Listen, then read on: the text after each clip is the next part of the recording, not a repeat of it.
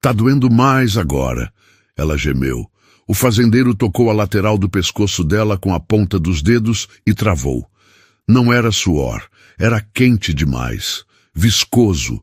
Quando ele puxou a mão de volta, os dedos brilhavam escuros à luz da lamparina. Sangue. Ela estava sangrando por dentro de um jeito que ele nunca tinha visto. Não era corte, não era ferida. Era algo que vinha de mais fundo, algo que o corpo dela estava expelindo por lugares que não deveriam sangrar. A menina tinha 16 anos, talvez 17. Ninguém sabia ao certo porque ela chegou na fazenda sem certidão, sem sobrenome completo, só com o nome Lily e um bilhete amarrotado no bolso do vestido que dizia: "Ela trabalha bem, não pergunta nada." O fazendeiro Thomas Kern aceitou. Era 1881, e no território do Wyoming, gente sem passado era mais comum que gente com um. Ele precisava de mãos na cozinha, ela precisava de teto. Foi um acordo justo.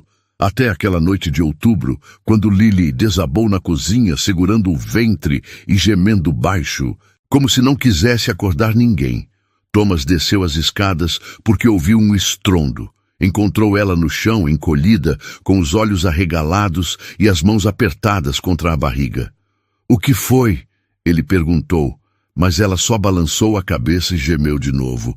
Foi quando ele viu a poça se formando embaixo dela. Escura, densa. Ele se ajoelhou, tocou o ombro dela e foi aí que ela sussurrou: "Tá doendo mais agora."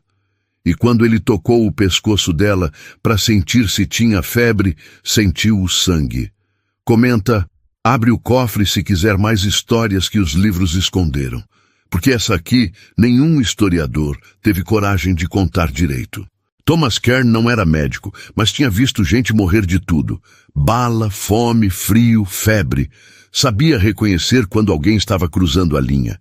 Lily estava cruzando. Ele gritou pelo filho Jacob, que dormia no quarto do fundo, e pelos 2 peões que dormiam no celeiro.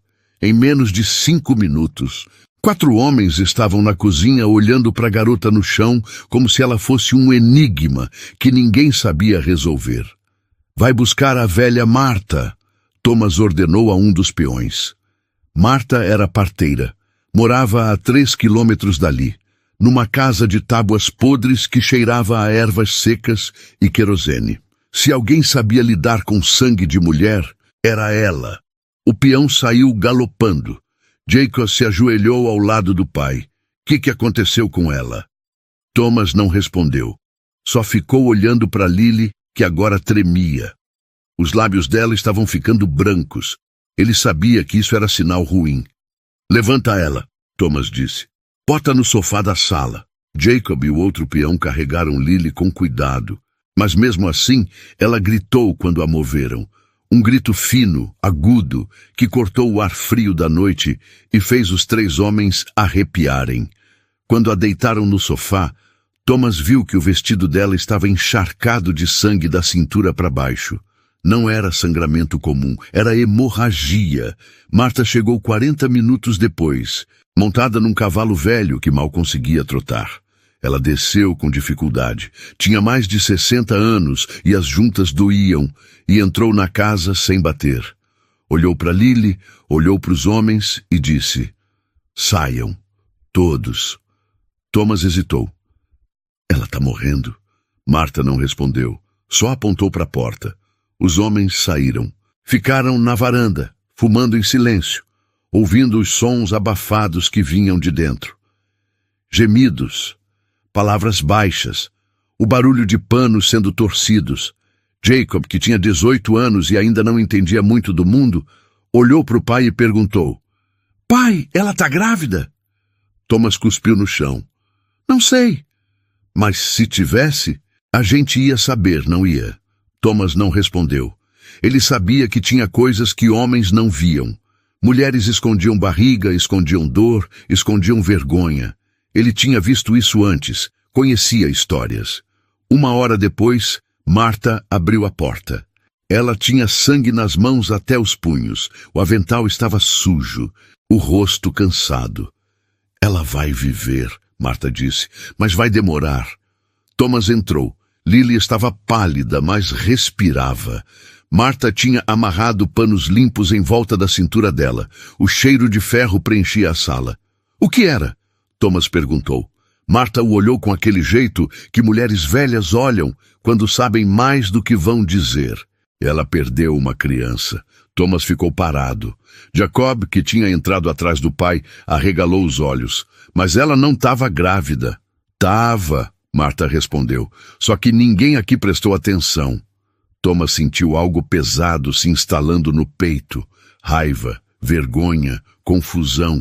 Quem foi? Marta balançou a cabeça. Ela não disse, e eu não perguntei. Não é minha função julgar. Minha função é manter ela viva. Ela limpou as mãos num pano e olhou direto para os olhos de Thomas. Mas vou te dizer uma coisa. Essa menina não perdeu essa criança por acaso. Alguém fez ela perder. A frase ficou suspensa no ar como fumaça de cigarro. Thomas engoliu seco. Jacob deu um passo para trás. Marta pegou a bolsa dela, colocou no ombro e caminhou até a porta. Antes de sair, virou e disse: Cuidado com quem você confia, Thomas. Às vezes, o lobo dorme dentro de casa. Ela foi embora. Thomas ficou olhando para Lily, que agora dormia com a respiração pesada e irregular. Jacob tocou o ombro do pai. Pai, o que ela quis dizer? Thomas não sabia, mas ia descobrir.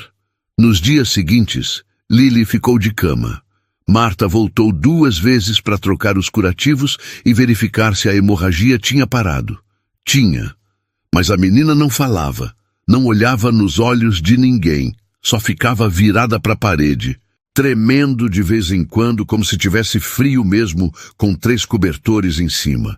Thomas tentou perguntar: Lily, quem fez isso com você? Silêncio. Lily, se alguém te machucou, eu preciso saber. Silêncio. Lily, por favor. Ela virou a cabeça. Os olhos estavam vermelhos, mas secos. Não tinha mais lágrimas. Não importa, ela disse. Importa sim. Não importa porque ele já ganhou. Thomas franziu a testa. Quem ganhou? Lily fechou os olhos. Todo mundo. Thomas saiu do quarto com a sensação de que tinha algo errado. Não era só a questão de quem era o pai da criança. Era algo maior, algo que Marta tinha insinuado. Alguém fez ela perder. Ele começou a remontar os últimos meses. Lily tinha chegado em junho. Trabalhava na cozinha, na horta, ajudava a lavar roupa. Era quieta. Nunca reclamava. Nunca pedia nada. Ele a pagava pouco, $10 por mês e comida, mas ela nunca protestou. Quem mais estava na fazenda? Jacob, o filho. 2 peões fixos. Samuel, um homem de 40 e poucos anos, carrancudo e sisudo, que tinha chegado do Kansas no ano anterior. E Eli, mais jovem, 25 anos, bonito, falante, que gostava de contar histórias na hora do jantar. Tinha também o capataz, Frank Doyle. Frank era homem de confiança de Thomas havia 15 anos. Casado, 3 filhos, morava numa casa a 2 quilômetros da fazenda principal. Thomas confiava em Frank mais do que em qualquer um. Mas Marta tinha dito: Cuidado com quem você confia.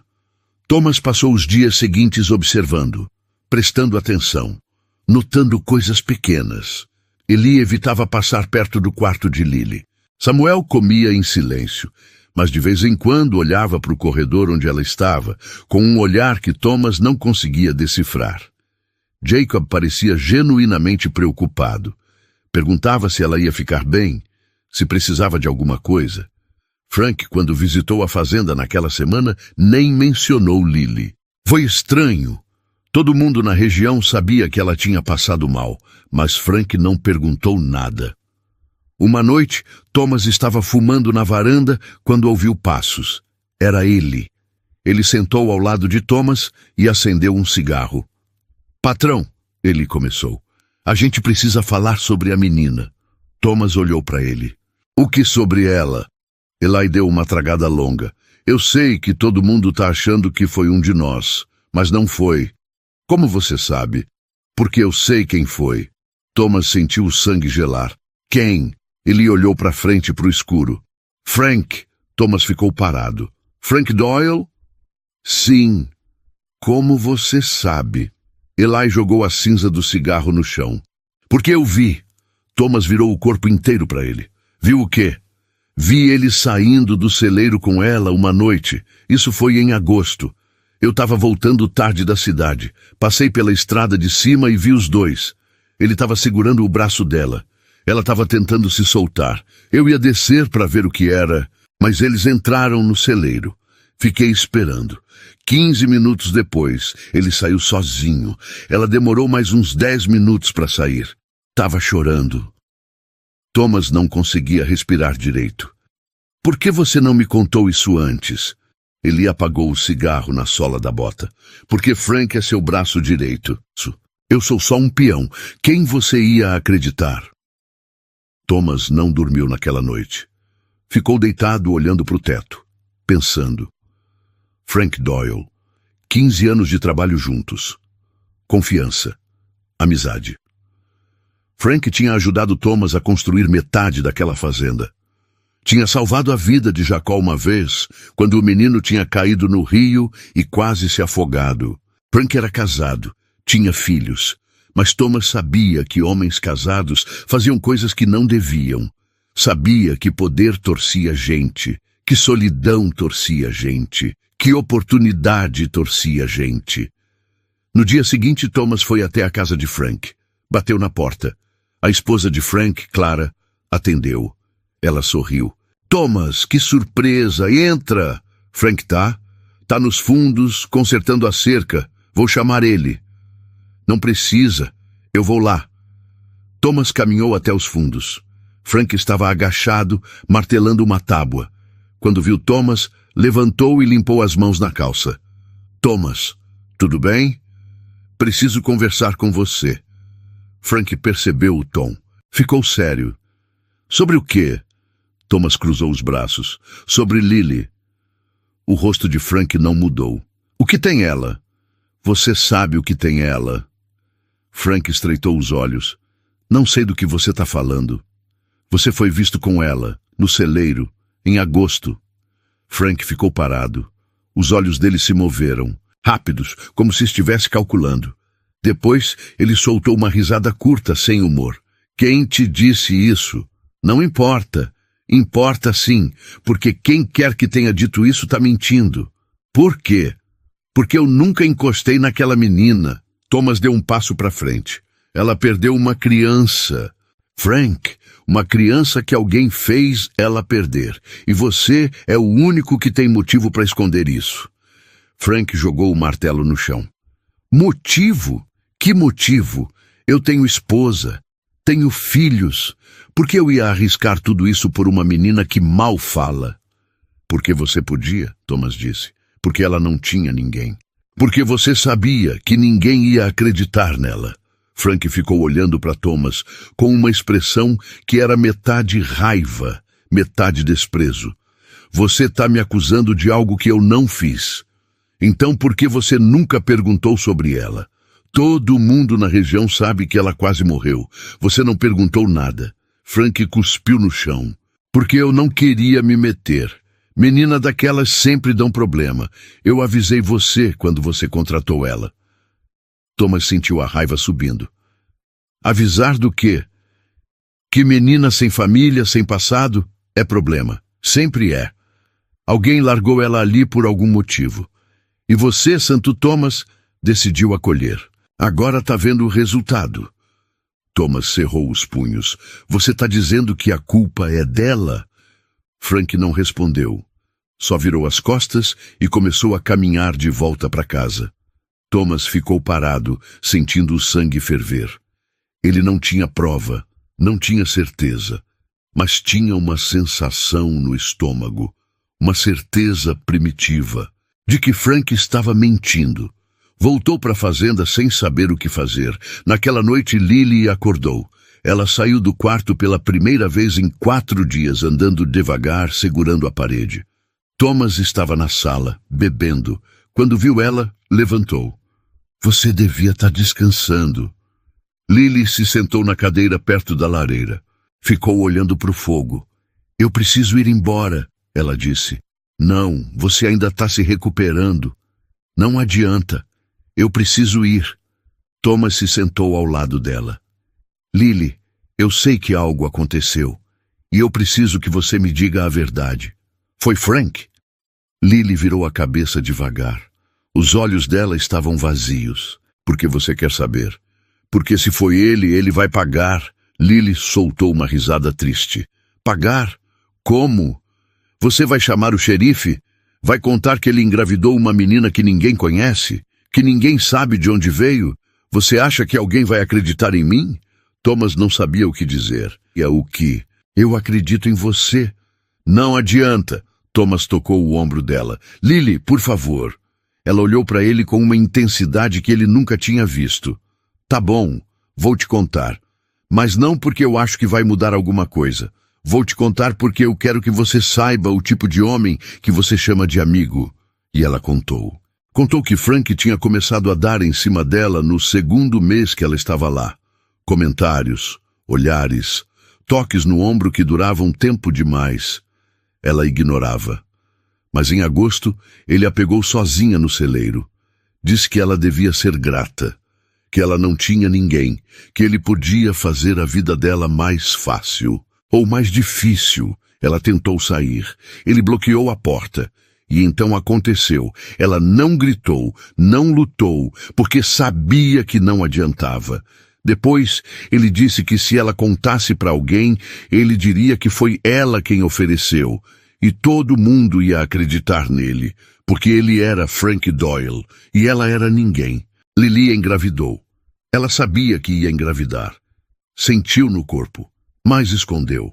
Amarrou a barriga com panos, vestiu roupas largas, tentou continuar trabalhando.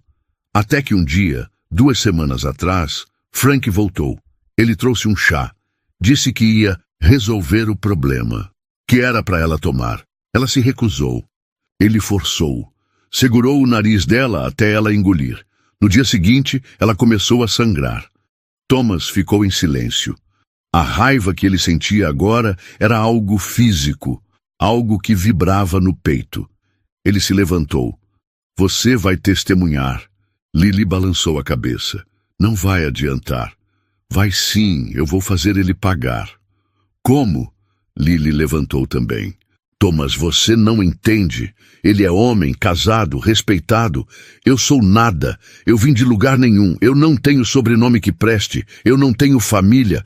Você acha que o xerife vai acreditar em mim? Você acha que um juiz vai acreditar? Eles vão dizer que eu menti, que eu queria dinheiro, que eu tentei seduzir um homem casado. E no fim eu vou ser expulsa. Ou pior, Thomas sabia que ela tinha razão, mas não conseguia aceitar. Então o que eu faço? Lily olhou para ele com uma frieza que arrepiou Thomas. Nada. Você não faz nada, porque não tem nada para fazer. Ela caminhou de volta para o quarto. Thomas ficou sozinho na sala, com a sensação de que tinha algo podre naquela história que ele nunca ia conseguir limpar. Mas a história não terminou ali, porque 3 semanas depois, Frank Doyle desapareceu. Ele saiu de casa numa manhã de novembro para verificar o gado nas terras altas e não voltou. Clara ficou desesperada, chamou Thomas. Chamaram o xerife, fizeram buscas. Encontraram o cavalo dele, mas não encontraram Frank. O cavalo estava calmo, pastando perto de um riacho. A cela estava intacta, não tinha sinais de luta, não tinha sangue, não tinha nada. Frank simplesmente tinha sumido. Passou 1 semana, 2, 1 mês. Nada. O xerife disse que talvez ele tivesse caído no rio e sido levado pela correnteza. Ou talvez tivesse sido atacado por um urso e o corpo estivesse escondido na mata. Mas Thomas sabia que não era isso, porque ele tinha visto o jeito que Lily olhou quando soube que Frank tinha desaparecido. Ela não pareceu surpresa, não pareceu preocupada. Ela só assentiu e disse: às vezes, as coisas se resolvem sozinhas. Thomas não perguntou. Não queria saber, mas começou a notar coisas. Eli, que tinha sido o primeiro a acusar Frank, também desapareceu. 2 semanas depois de Frank. Ele disse que ia voltar para o Texas. Pegou as coisas e foi embora. Samuel, o outro peão, Ficou mais quieto ainda. Trabalhava sem falar. Evitava olhar para Lily. Um dia, Thomas o viu conversando com ela perto do celeiro. Não conseguiu ouvir o que diziam, mas viu Samuel entregar algo para ela. Parecia um envelope. Lily pegou e enfiou no bolso. Quando Samuel se virou e viu Thomas olhando, ele ficou pálido. Thomas caminhou até eles. O que está acontecendo aqui? Samuel abriu a boca, mas não saiu nada. Lily respondeu. Ele estava me pagando o que me devia. O que ele te devia? Silêncio, Lily disse. E pela primeira vez, Thomas viu um sorriso no rosto dela. Um sorriso pequeno, frio, que não chegava nos olhos. Samuel saiu correndo. Thomas ficou olhando para Lily. O que você fez? Nada, ela disse. Eu não fiz nada, mas tem gente que faz as coisas por mim. Thomas sentiu um calafrio. Eli. Lily não respondeu. Eli matou Frank. E você sabia. Lily virou para ele. Eu não sei de nada. Eu só sei que Frank era um homem ruim. E que homens ruins às vezes desaparecem. E que isso não é culpa minha. Thomas deu um passo para trás. Por que você contaria isso para Eli? Porque Eli tem uma irmã, Lily disse, que passou pela mesma coisa que eu. Com o homem que trabalhava na fazenda onde ela estava. Só que ela não sobreviveu. Ela se matou. Eli nunca esqueceu. Quando eu contei para ele o que Frank fez, ele entendeu e ele decidiu fazer algo a respeito. Thomas não conseguia respirar. Você usou ele. Eu não usei ninguém. Ele fez o que achava certo e eu não vou chorar por Frank. Thomas ficou parado, tentando processar. E Samuel? Samuel viu. Viu Eli e Frank naquela noite. Viu o que aconteceu. E decidiu que não ia contar. Porque ele também sabia o tipo de homem que Frank era. Ele só queria garantir que eu não ia abrir a boca. Então me pagou. Thomas balançou a cabeça. Isso é loucura. Loucura é achar que justiça existe pra gente como eu, Lily disse. Você vive num mundo onde homens como Frank podem fazer o que quiserem, onde meninas como eu são descartáveis, onde ninguém liga. Então a gente faz justiça do nosso jeito. Thomas não sabia o que fazer. Ele podia ir pro xerife, contar tudo, mas não tinha prova, não tinha corpo, não tinha testemunhas que falariam. E ele sabia que, no fundo, uma parte dele entendia. Uma parte dele não queria que Frank voltasse, porque Frank tinha feito algo que não tinha perdão. E talvez, só talvez, Eli tivesse feito o certo. Lily ficou na fazenda mais 3 meses, trabalhou, recuperou-se, e numa manhã de fevereiro ela pegou um cavalo e foi embora. Deixou um bilhete na cozinha. Dizia, obrigada por acreditar em mim, mas eu não pertenço a lugar nenhum, e isso é minha escolha. Thomas nunca mais viu ela. Nunca mais ouviu falar. Frank Doyle nunca foi encontrado. Eli nunca voltou. Samuel continuou trabalhando na fazenda, mas nunca mais falou sobre aquele período.